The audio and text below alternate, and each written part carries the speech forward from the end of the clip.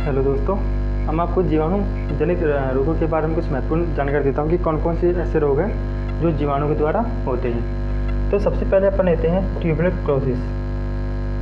Tuberculosis chlorosis ही बोल सकते हैं इसको, ट्यूबरक्लोसिस, जिसको हम शॉर्टकट में टीबी बोलते हैं। ठीक, तो ये भी एक जीवाणु के द्वारा होता है। जो जीवाणु का नाम है माइक्रोबैक्टीरियम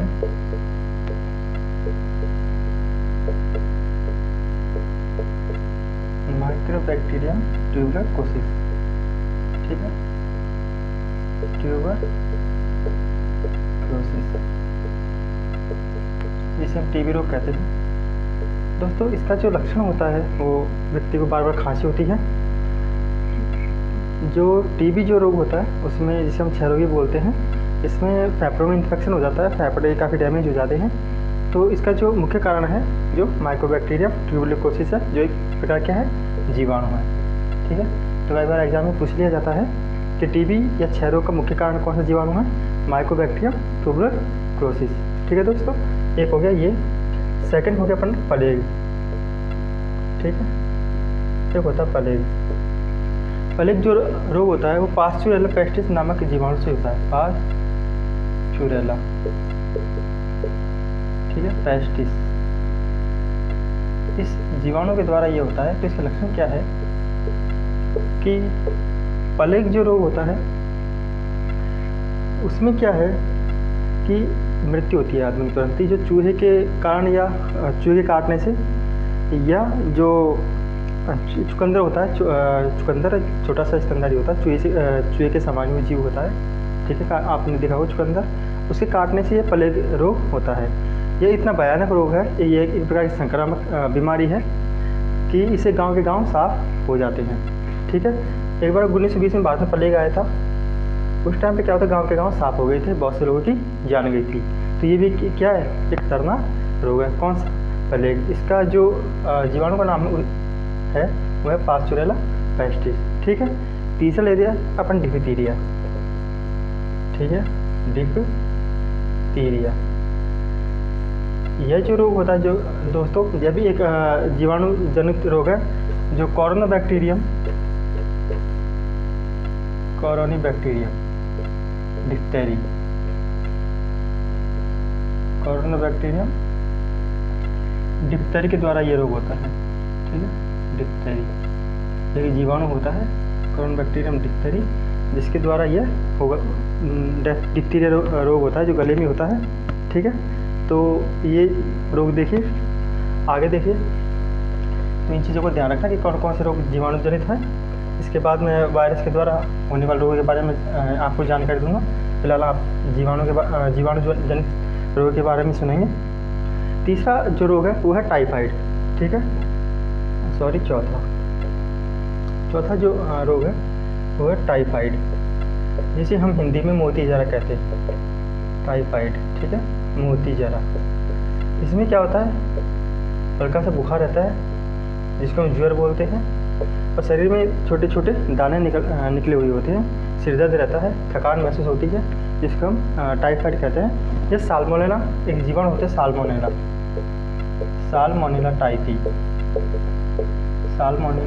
टाइफी, इस जीवाणु के द्वारा यह रोग होता है। ठीक है, टाइफाइड। ठीक है दोस्तों, एक होता है हैजा। क्या होता है, हैजा, जिसे हम कॉलेरा रोग भी कहते हैं, कॉलेरा।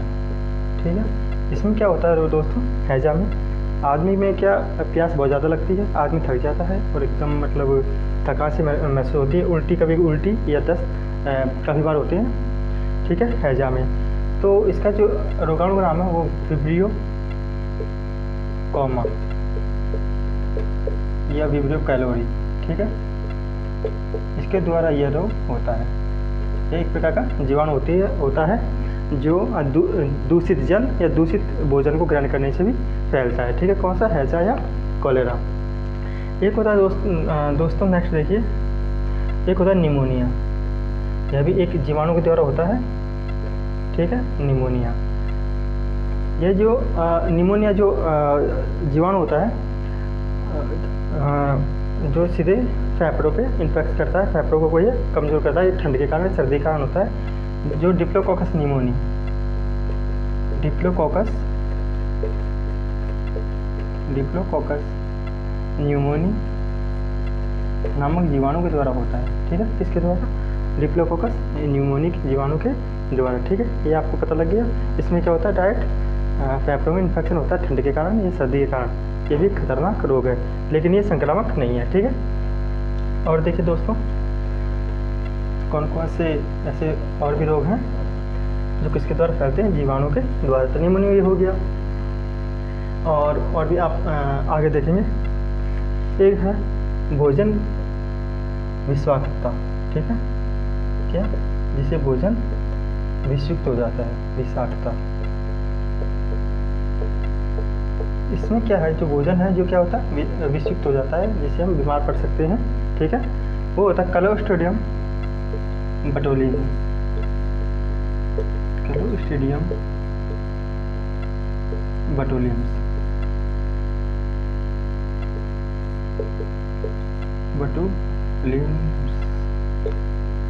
ठीक है, इसमें ये जो जीवाणु होता है जो भोजन में रोग उत्पन्न करता है या भोजन को विषयुक्त बना देता है, जिससे हम विभिन्न बीमारियों से ग्रसित हो जाते हैं। ठीक है, कौन सा? भोजन विषाक्तता।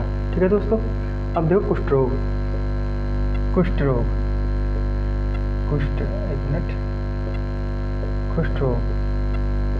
कुष्ठ रोग को अपन कॉड भी बोलते हैं देसी भाषा में या गांव की भाषा में। इसमें क्या होता है दोस्तों? पूरे शरीर में चकत्ते उत्पन्न हो जाते हैं, घाव जैसे बनने लगते हैं। यदि आप उसमें सुई चुभाओगे तो दर्द नहीं होता। ये भी एक भयंकर बीमारी है, कुष्ठ रोग, जिसको हम कॉड भी बोलते हैं। तो एक जीवाणु के द्वारा होता है, जिसको हम माइक्रोबैक्टीरियम लेप्री बोलते हैं। माइक्रोबैक्टीरियम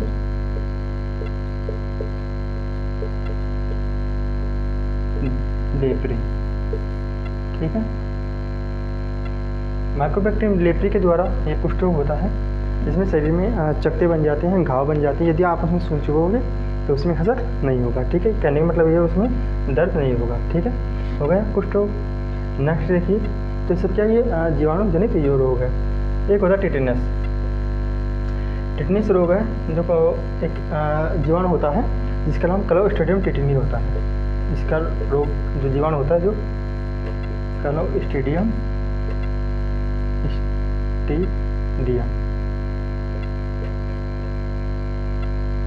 टिटेनी के द्वारा ये रोग होता है। ये भी क्या है? एक प्रकार का जीवाणु। ठीक है, टिटेनी। तो टिटेनस में क्या होता है कि ये किसके द्वारा होता है? या किसी जंगयुक्त लोहे के कटने से, या अपने घाव पे ये गोबर लग जाता है, या कुछ ऐसे मतलब जंगयुक्त पदार्थ लग जाते हैं शरीर में या कटने से, तो इसमें टिटेनस रोग हो जाता है। ये भी खतरनाक बीमारी है। ठीक है, इसमें जो शरीर है ना, जो लकवा ग्रस्त हो जाता है, एक प्रकार का लकवा, सॉरी धनुषाकार शरीर हो जाता है। ठीक है, और आदमी का मुंह खुला खुला सा रहता है। ठीक है, तो ये तो हो गया आपके जीवाणु जनित रोग। और मैं अभी मैं आपको जानकारी देता हूँ और कौन कौन से रोग है। एक है भेड़ का एंथ्रेक्स रोग, जो भेड़ों में होता है। ठीक है, एंथ्रेक्स रोग जो दोस्तों जो भेड़ों में होता है। ठीक है, वो होता है बैसिलस एंथ्रेसिस। Bacillus anthracis.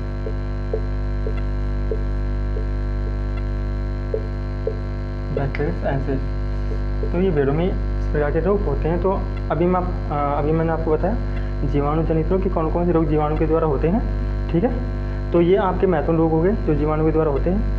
अब नेक्स्ट वीडियो में आपको विषाणु जनित रोगों के बारे में जानकारी दूंगा। ठीक है, धन्यवाद।